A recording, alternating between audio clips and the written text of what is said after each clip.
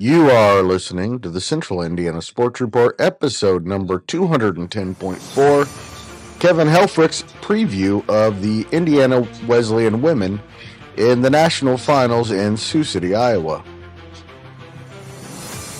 You're listening to the Central Indiana Sports Report with your host, Greg Kevin Helfrich of the Mengel. Action Sports Network is back with us to talk some Indiana Wesleyan women's basketball. Of course, Indiana Wesleyan is one of the best teams, one of the best programs in the entire country, and surely a contender again to win a national championship. Heading into the NAIA tournament in Sioux City, Iowa. Kevin Helfrich, welcome back.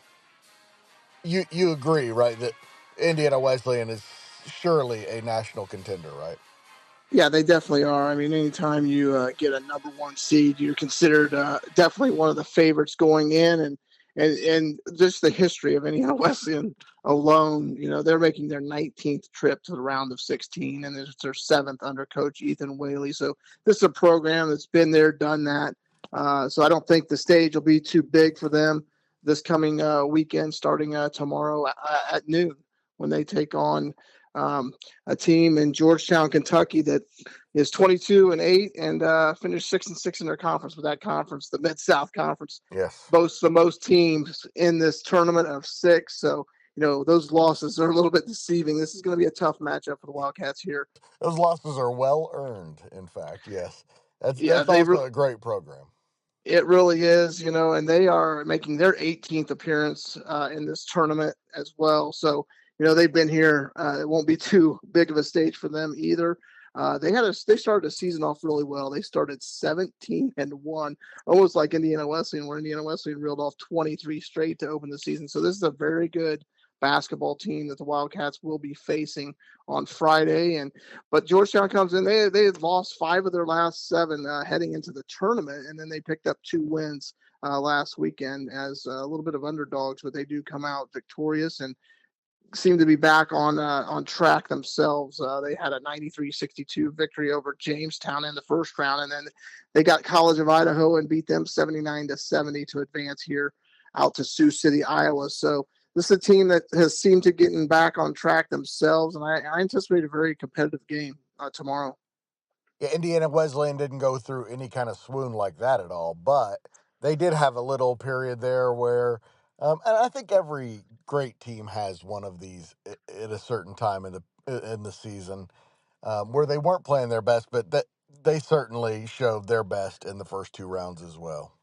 Right, and so they lost. Both their losses came without Lily Frazier, who suffered a kind of a late season injury when they dropped 2 of their final 5 regular season games. But once they've gotten her back, now they've won 5 in a row, so they've kind of picked up where they left off when they had her. And so this is a team that's accustomed to winning. They've got a good nucleus, but I will say to advance last weekend, they took a fourth quarter performance from Emily Mattingly, who is a starter, but she poured in 11 points all in that fourth quarter with Iowa just leading by 5. She was the difference maker in that basketball game that got the Wildcats onto this next round. So, they've got other players capable if some players, are having an off day or whatnot. But at Fulkema and Frazier are definitely the 2 that kind of stir the drink for the Wildcats. Those are their 2 primary scores, and they did have a good tournaments last weekend. Frazier with 24 in the opening round and 15 against Grandview, and then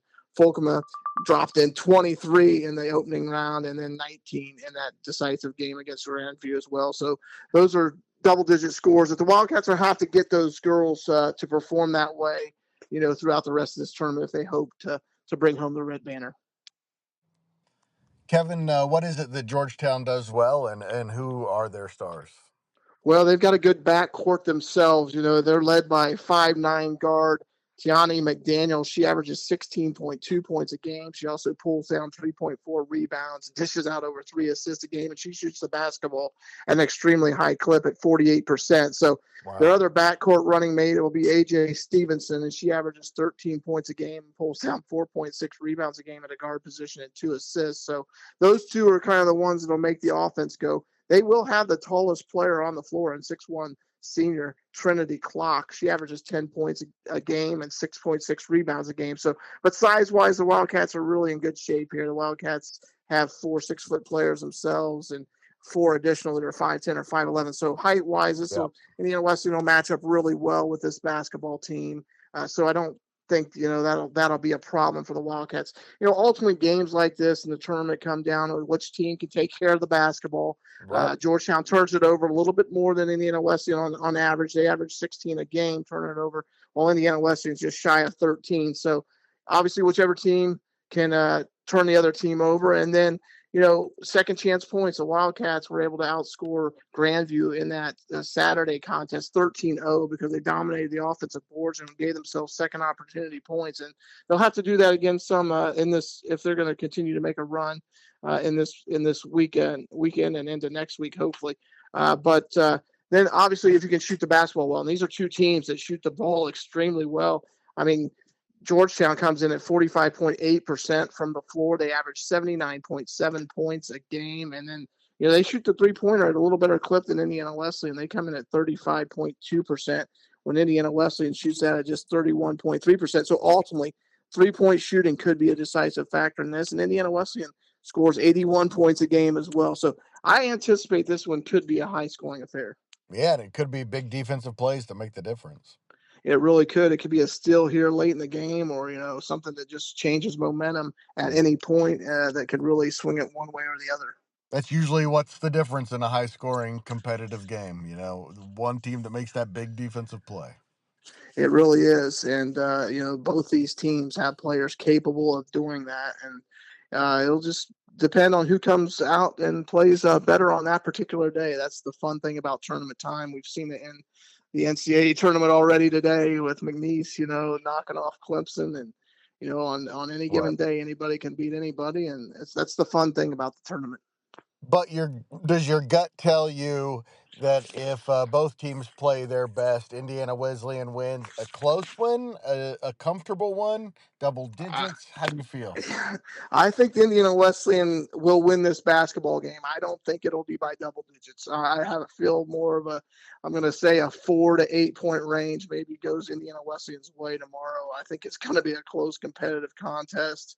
I don't see either one of these teams running away from the other team at all, but I do think this is a round that Indiana Wesleyan should win and should advance on to play again then on Saturday. I'll take the Wildcats by 14.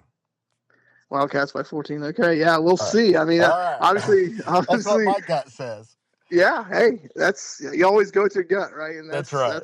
That's right. We don't always, think of the same outcomes, but we've not really seen this team play, in person, Georgetown. So it's hard for me to say what they really have. I can just go off of, they have played one familiar foe, and I will say they dominated a Marion team that Indiana Wesleyan lost to. Oh, so interesting. That's they beat Marion by 19 points. Obviously, it was earlier in the season, but just looking at that, I feel like this one's going to be a close basketball game. Whoa, I didn't take that into account. Maybe I'll say Indiana Wesleyan by 6. All right. Yeah, I didn't give you all the information, so I kind of had to lead that in there, I guess, afterwards. Maybe just that's right. The thinking. I can make adjustments on the fly, Kevin. Yeah, sure. Yeah. And if they win, things just get tougher. Who's up next? Yeah, I really think they'll end up playing Freed Hardman, who has a date with Indiana Tech, who shocked and surprised a third-seeded St. Francis last weekend in Fort Wayne. But both these teams, though, have good records. They're both 27-5, but Indiana Tech not getting the love nationally with their seeding that they got. But I do feel like Freed Hardman will probably be a team that comes out of there and that Indiana Wesleyan should, match up with on Saturday. I really think it will be those two teams to battle it out. Another great program. It is another great program. They've won a national title themselves. They've also got a runner-up, and in the olden days they used to have a third and fourth place game, and they finished third, four times. So yeah, this is a traditional powerhouse as well. So you get to this stage. There's no easy think of games. NAIA, those are two programs you definitely think of: Indiana Wesleyan and Freed Hardman.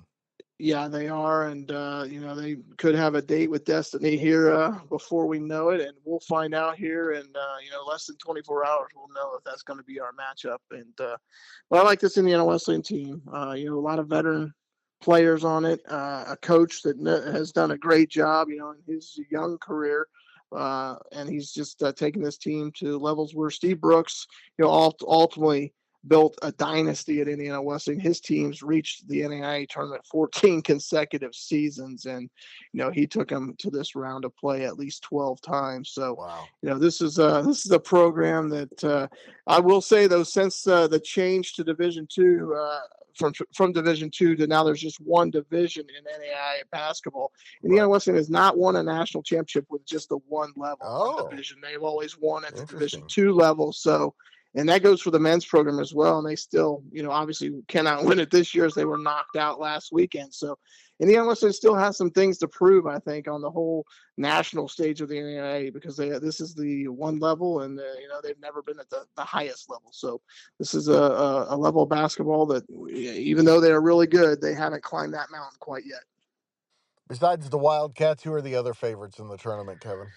Yeah, well, you got to look at Campbellsville, Kentucky. They're a 1 seed in the Dewar quadrant, and that would be a team that Indiana Wesleyan possibly could match up with in a Final Four appearance, and so that's always going to be a tough. And then Dort on the other side is a number 1 seed, along with Bethel, Tennessee, and Dort, Iowa has won. They're another powerhouse in NAIA basketball, and so nothing will come easy. It'll be well deserved if somehow the Wildcats can just continue to march on and claim a red banner, which would be the third on the women's side, and something that never gets old. The volleyball team has now won it in back-to-back seasons for Indiana Wesleyan, and then the men have won, obviously, 3 national titles, and the women have 2. And there's been some individual track winners who've won national titles themselves in individual events. So Indiana Wesleyan has quite a tradition that continues to build when it comes to athletics.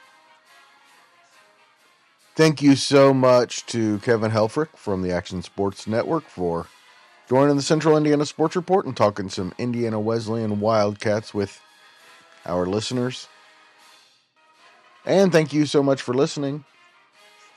If you'd like to see us grow and thrive, please share these segments with your friends and family. We thank you in advance.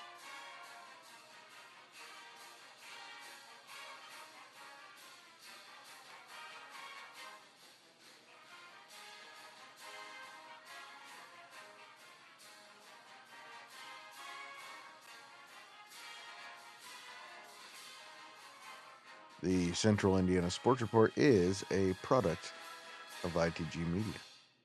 And I love Susie.